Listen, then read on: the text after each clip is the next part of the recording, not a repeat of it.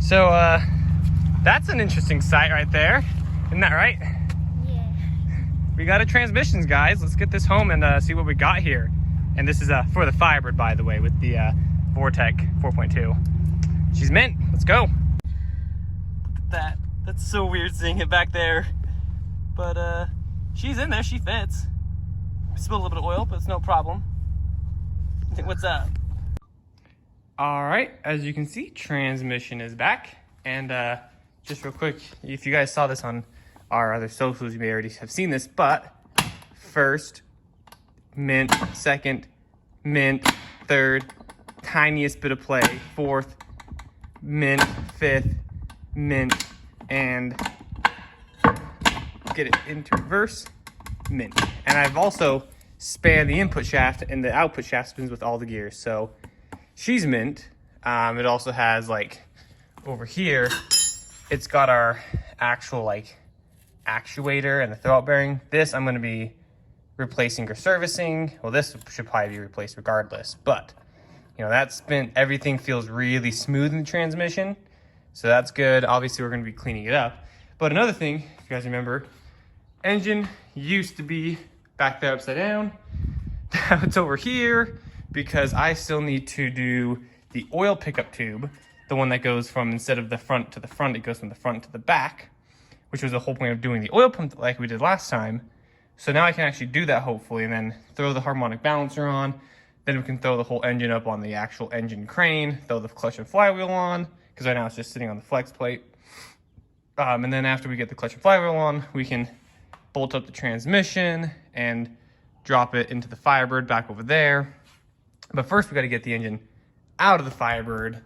And so to get the engine out, I'm going to have to measure the distance between the end of the transmission and measure the drive shaft as it is now, and then I can measure it after the new transmission's in, so we can get the drive shaft shortened. I think it'll have to be shortened. But then we can, after we've done that, we can drop the old transmission, pull the old 305 out, and then we can take these two guys bolted together, or maybe like lower the engine in where we want the engine to sit, and then lift the transmission up and in and see if the shifter's in a good place, because we want to make sure the shifter's in a good place. Granted, you can get aftermarket short throws that allow you to kind of scoot your shifter forward or backwards a little bit. So I'm not super worried about shifter location because I know that can be changed. But the main thing is engine placement, because we want to make sure that there's enough room for this engine to be happy in there, which I've seen it done. I know it can be done. Only once though. I've only seen it done once before in a Camaro, in a third gen Camaro. Anyway, I don't know what we're doing next. I honestly don't know. I just wanted to show you guys transmissions here, engines here. Don't know if we're doing the pickup tube next or what. So I guess roll cut to me doing the next thing. How about? All right, we're back. Got the hood popped. There's a few things we got to start doing, but like the main thing I want to do right now is get down here and get the transmission, where is it? Somewhere, get the transmission fluid drained and get the drive shaft pulled.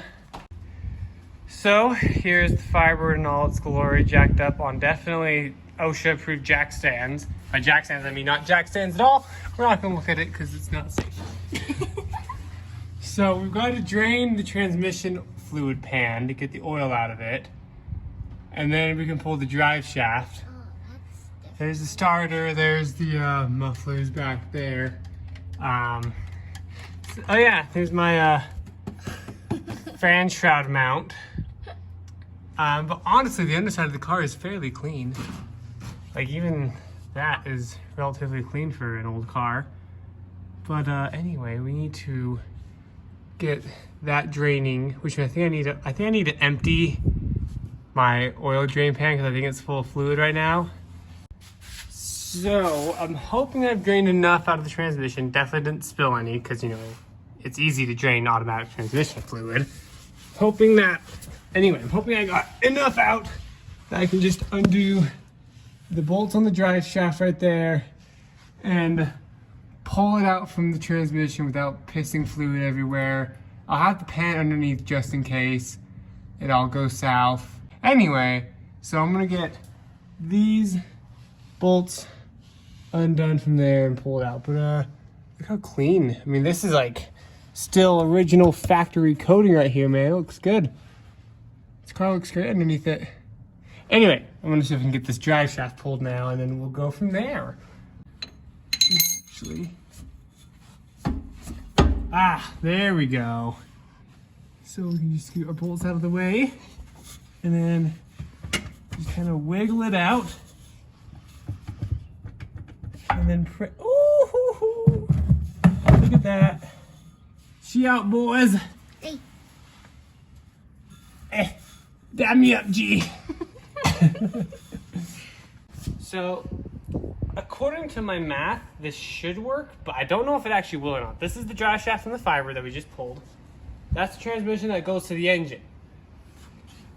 Apparently, this transmission output is the same as a 4L60E, and apparently a 4L60E is the same as a $700 R4. But I don't know if it's true or not. Oh my. That was beautiful. So, on that note, depending on where the transmission mounts, we may not even need to get this shortened. I'm thinking though this drive shaft will probably have to be shortened. There's a couple shops in the area that'll do it. But in order to do that, I'm gonna have to measure the gap between the this point, or whichever point we're measuring from. I have to measure the gap to see if the drive shaft will need to be shortened or not. But as you can see, if I can get it in again,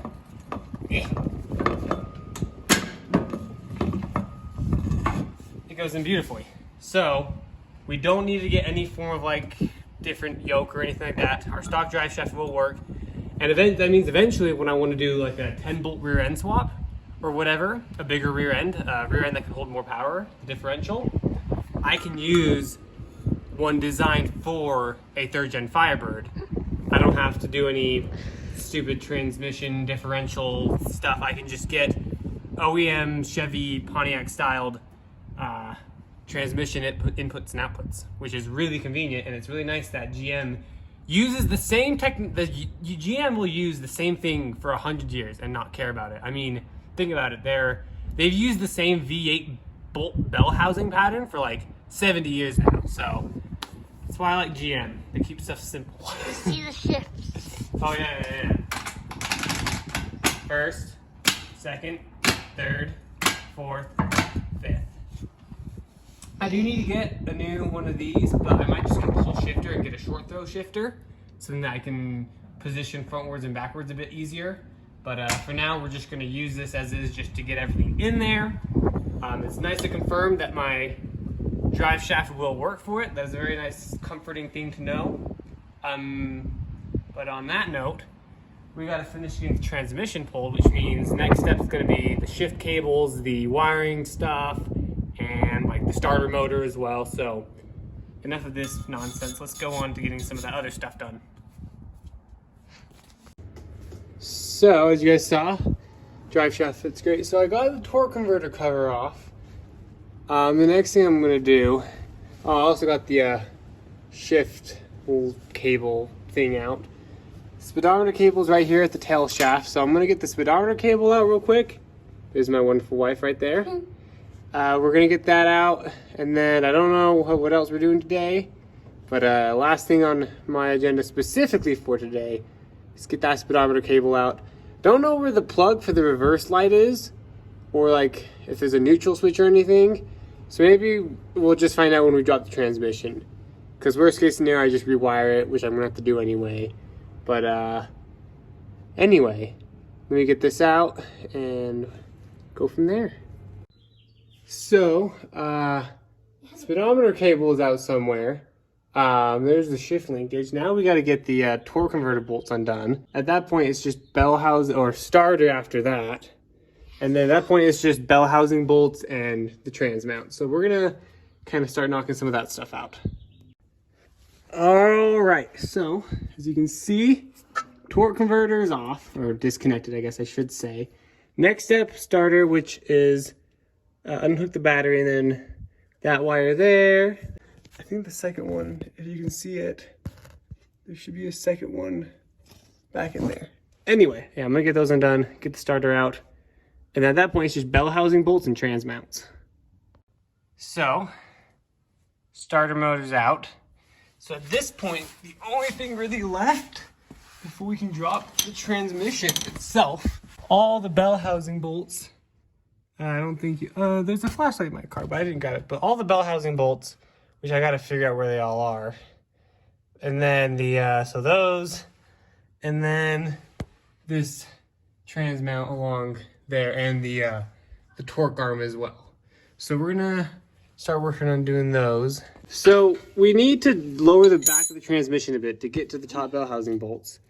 And we found so this is the torque arm mount, which we undid the 2 bolts back there to take the torque arm off. We found that, Amanda found here, that if you undo the bolt at the top of this like torque arm clamp, you can swing it back so we can get the actual torque arm out. But let's see, there is a bolt up in here. Oh, it would be right here. Yeah, right where her finger is. You're blocking the light. Oh yeah, I am. Right there. And then I think there's another one right up above it. Right there. So we have to undo those 2, and then in theory this should unclamp and let us pull the torque arm the rest of the way out. Okay, so as you can see, torque arm's no longer there. We just undid the top bolt and that one. Don't forget the top 2 bolts. But torque arm's off, which in hindsight we didn't need to take the whole thing off. But I'm glad we did, because the bolts that actually hold, the 2 bolts that hold on the torque arm in the back were a pain, and I want to replace them, so, and grease them and stuff. But anyway, the last step now is just this bolt, and we'll kind of support it with the jack when we're doing it right here, so we can lower it down carefully, and then we'll see if we can get to the bell housing bolts. So we're gonna try that and see how it goes. So stay tuned, right? So we had to wait today because I needed to grab my toolkit from work, my smaller one, because it's kind of hard to see, but like way up back. Oh, you can actually see the handle of my ratchet right there, that silver thing up in there. It's way up in there on this side. Amanda's got smaller hands, so she's gonna get that one undone and the other one undone. And then the bottom 4 right here, kind of my fingers pointing. I think I can get those ones. But so yeah, she's gonna get the top 2 out, and we're gonna figure out these ones, and then we can just drop the whole transmission out. In the meantime, while she's getting that done, I think I'm gonna try to get the oil pickup finally mounted so we can get the oil pan on all the way. So anyway, should be an exciting day. So Amanda here got out the first bell housing bolt, and then we got the second one at the top cracked loose. She's gonna try to get that one out. Here's the pickup setup. So this is kind of loosely bolted on. I gotta drill that out and tap it. Drill that out and tap it, which I think is an M6. I have the tap and stuff for it that I confirmed fit. I'm gonna drill this out, and I'll put the information for what it is right here. Yeah, I'm just gonna go through, drill them out. I'm gonna use like some oil and some magnets to make sure metal shavings don't get anywhere. But anyway, that's how we're gonna do this pickup. So we've got the transmission cooling lines cut, as you can see it pissing fluid out there. All the bell housing bolts are undone except for this last one.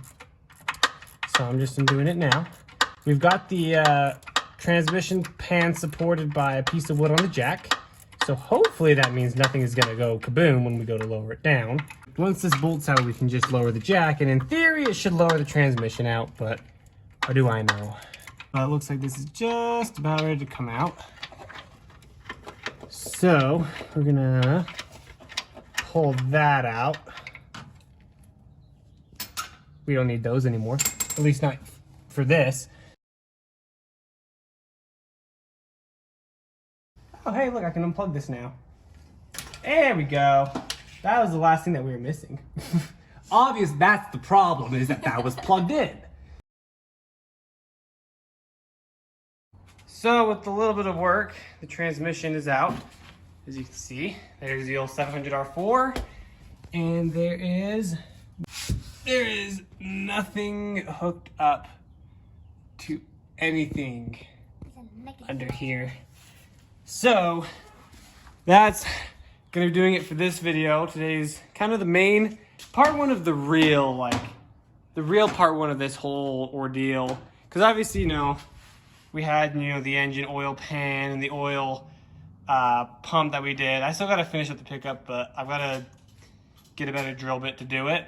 But I'm just going to do that off camera because I've explained how I'm going to do it. And gasketing, that's easy enough. Getting the harmonic balancer pressed on is easy enough. So the Vortec, for all intents and purposes, is done as far as that series goes. We're basically just moving on to the actual swap now. So for part one of the actual swap, getting the transmission out and getting the transmission, new transmission here, getting the old one out, I think we did pretty good. What do you think? I think we did good. Yeah, so got the old one out. So next part is going to be, I think the next part of this series is probably going to be starting to get the engine out, which is like, we'll probably get the engine out next time, to be honest. And then after that, getting the transmission, the new transmission in, and the engine in. But I've got to finish some stuff up before we can do that. But anyway, that's just kind of a rough idea of what we're doing. But anyway, that's going to do it for this video. Leave a like, subscribe, comment if you're interested in this Vortec 4.2 liter Firebird swap. And we'll see you guys next time. Peace out, guys.